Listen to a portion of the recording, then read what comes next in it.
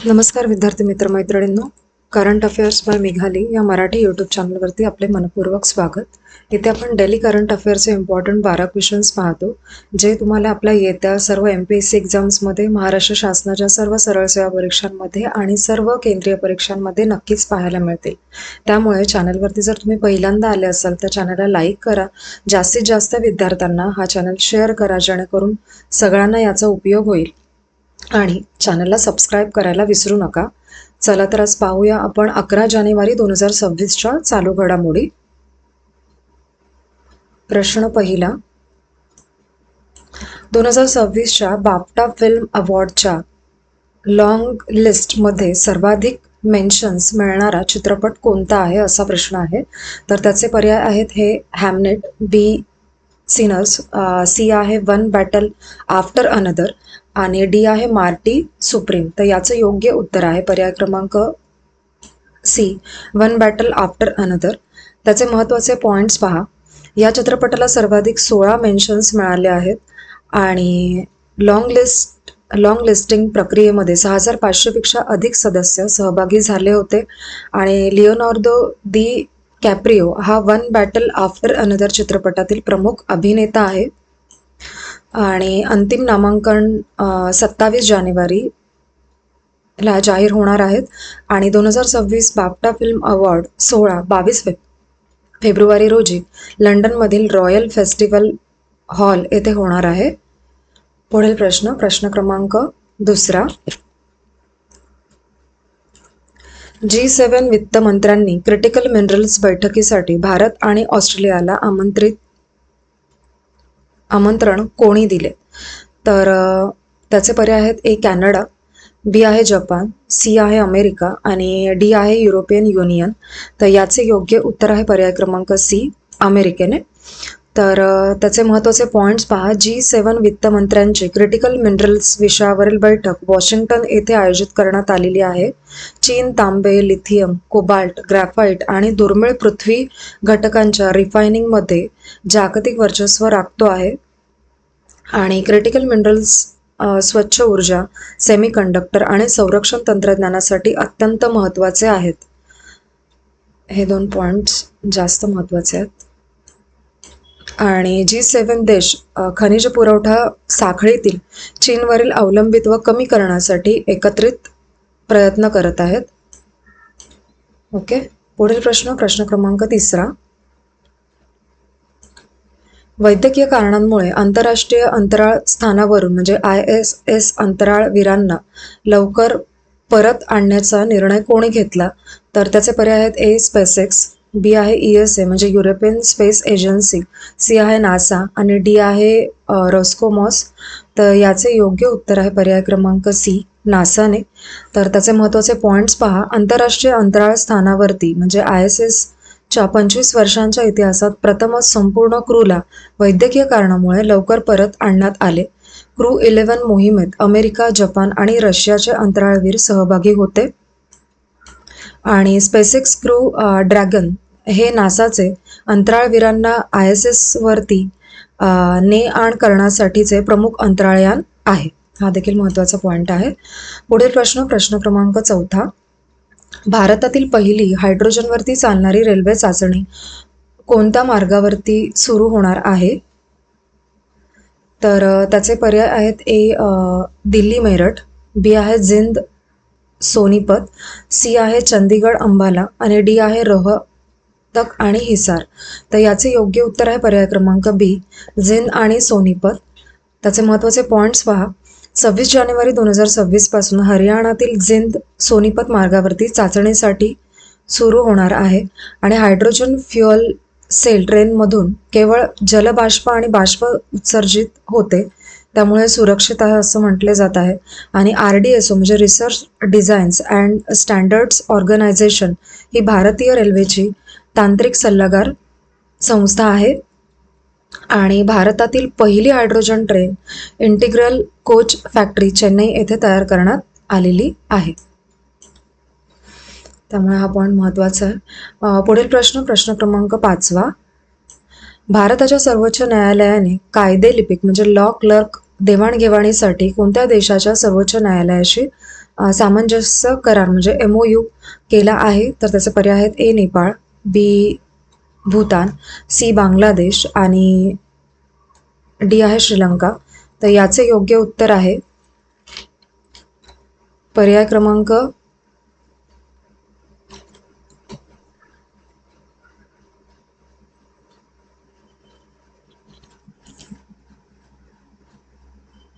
याचे योग्य उत्तर आहे पर्याय क्रमांक बी भूतान.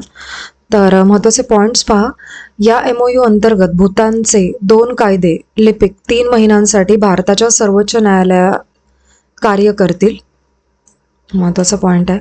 आणि भूतानच्या कायदे लिपिकांना भारतीय लिपिकांप्रमाणे मानधन दिले जाणार आहे आणि ही पहल भारताच्या नेबरहूड फर्स्ट पॉलिसी अंतर्गत प्रादेशिक न्यायिक सहकार्य मजबूत करते.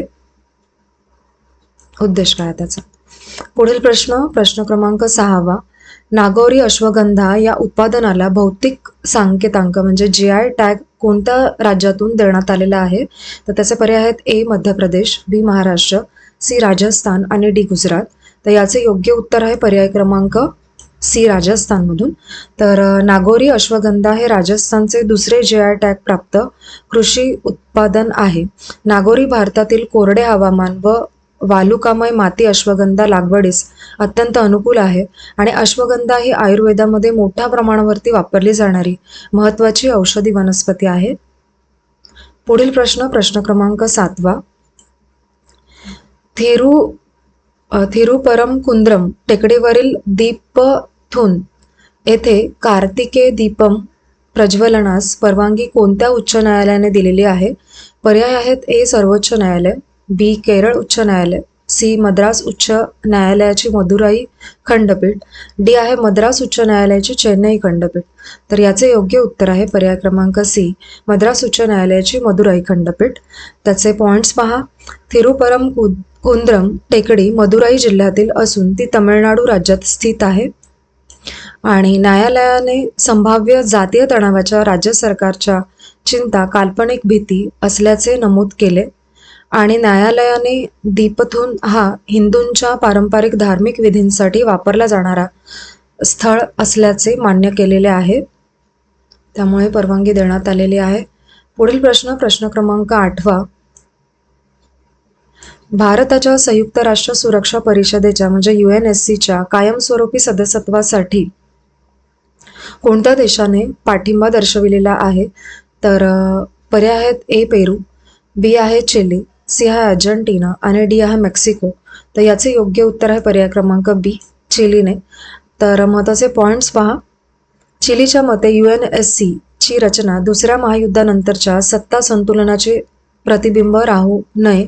भारत हा संयुक्त राष्ट्र शांती सेना मोहिमांमध्ये सर्वाधिक योगदान देणाऱ्या देशांपैकी एक आहे आणि UNSC मध्ये सध्या 5 कायमस्वरूपी सदस्य असून त्यांना वेटो अधिकार आहे म्हणजे नकाराधिकार आहे आणि भारताच्या UNSC कायमस्वरूपी सदस्यत्वाला अमेरिका, रशिया, फ्रान्स आणि ब्रिटनसह अनेक देशांचा पाठिंबा आहे. पुढील प्रश्न क्रमांक 9. हिस्ट्री दॅट इंडिया इग्नोर्ड या पुस्तकाचे लेखक कोण आहेत? तर त्याचे पर्याय आहेत ए रामचंद्र गुहा, बी आहे विक्रम संपत, सी आहे प्रेम प्रकाश आणि डी आहे संजीव सन्याल. तर याचे योग्य उत्तर आहे पर्याय क्रमांक सी प्रेम प्रकाश. महत्त्वाचे पॉईंट्स पहा. या पुस्तकाचे लेखक ज्येष्ठ पत्रकार ANI चे अध्यक्ष प्रेम प्रकाश आहेत. या पुस्तकाचे नवीन संस्करण गोव्याचे मुख्यमंत्री प्रमोद सावंत यांच्या हस्ते प्रकाशित करण्यात आले. या पुस्तकात स्वातंत्र्यवीर विनायक दामोदर सावरकर यांच्या जीवनावरती आणि चुकीच्या अटकेवरती प्रकाश टाकण्यात आलेला आहे आणि हिस्ट्री दॅट इंडिया इग्नोर्ड या पुस्तकात गोव्याच्या पोर्तुगीज राजवटीतून मुक्तीसंग्रामाला स्वातंत्र्य प्रकरण समर्पित करण्यात आले आहे.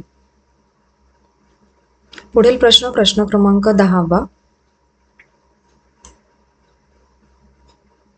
भारतामध्ये क्रिप्टोकरन्सी VDA संदर्भातील AML आणि CFT नियम कडक करण्याचे नेतृत्व कोणत्या संस्थेने केलेले आहेत? पर्याय आहेत: A reserve bank of India, B SEBI, C finance मंत्रालयाची FIUIND आणि डी आहे नीती आयोग. तर याचे योग्य उत्तर आहे पर्याय क्रमांक सी, फायनान्स मंत्रालयाची FIU आणि IND. तर त्याचे महत्त्वाचे पॉईंट्स पहा. FIUIND ने क्रिप्टो मिक्सर, टम्बलर आणि व्यवहार लपवणाऱ्या सेवांवरती निर्बंध घातलेले आहेत आणि सेल्फ कस्टडी किंवा अनहोस्टेड वॉलेट्सवरती गैरवापराच्या शक्यतेमुळे विशेष लक्ष ठेवण्याचे निर्देश देण्यात आलेले आहेत. महत्त्वाचा पॉईंट आहे. डिजिटल रुपया हा भारताच्या केंद्रीय बँक डिजिटल चलन असल्यामुळे FIUIND मार्गदर्शक सूचनांपासून वगळण्यात आलेला आहे. पुढील प्रश्न क्रमांक 11. ओडिशा सरकारने टाटा पॉवर रिन्युएबल एनर्जी लिमिटेडच्या सौर प्रकल्पासाठी किती गुंतवणुकीला मंजुरी दिलेली आहे? त्याचे पर्याय आहेत: 5,000 कोटी, बी आहे 7,500 कोटी, सी आहे 10,000 कोटी आणि डी आहे 12,000 कोटी. तर याचे योग्य उत्तर आहे पर्याय क्रमांक सी, 10,000 कोटी. हा प्रकल्प Tata special economic zone SEZ Ganjam येथे उभारण्यात आलेला आहे. हा ओडिशातील पहिला अपस्ट्रीम सौर उत्पादन प्रकल्प ठरणार आहे आणि या प्रकल्पामुळे 5,000हून अधिक प्रत्यक्ष अप्रत्यक्ष रोजगार निर्मिती होण्याची अपेक्षा आहे. पुढील प्रश्न क्रमांक 12 आणि आजच्या आपल्या लेक्चरमधला शेवटचा प्रश्न. आणि भारतामध्ये थेट नळाचे पाणी पिण्यायोग्य असलेले पहिले शहर कोणते आहे? तर त्याचे पर्याय आहेत: ए भुवनेश्वर, बी पुरी, सी कोलकाता आणि डी चेन्नई. तर याचे योग्य उत्तर आहे पर्याय क्रमांक बी पुरी. त्याचे महत्त्वाचे पॉईंट्स पहा. ओडिशाने 2021मध्ये सुजल ड्रिंक फ्रॉम टॅप मिशन सुरू केलेले आहे आणि पुरीतील नळाच्या पाण्याची गुणवत्ता BISच्या मानकांनुसार प्रमाणित आहे आणि अमृत योजना शहरी पाणीपुरवठा व स्वच्छता पायाभूत सुविधांवरती लक्ष केंद्रित करते आणि घरगुती वॉटर प्युरिफायरवरती अवलंबित्व हे सार्वजनिक पाणी व्यवस्थेतील अपयशांचे लक्षण मानले जाते. आजचे आपले 11 जानेवारी 2026चे डेली करंट अफेअर्स पाहून झालेले आहेत. एक रिक्वेस्ट आहे की तुम्ही लेक्चर शेवटपर्यंत पहा आणि तुमच्या स्वतःच्या नोट्स मेंटेन करण्याचा प्रयत्न करा. आजचे आपले लेक्चर झालेले आहे. लेक्चर तुम्ही शेवटपर्यंत पाहिलेत त्याबद्दल थँक्यू सो मच.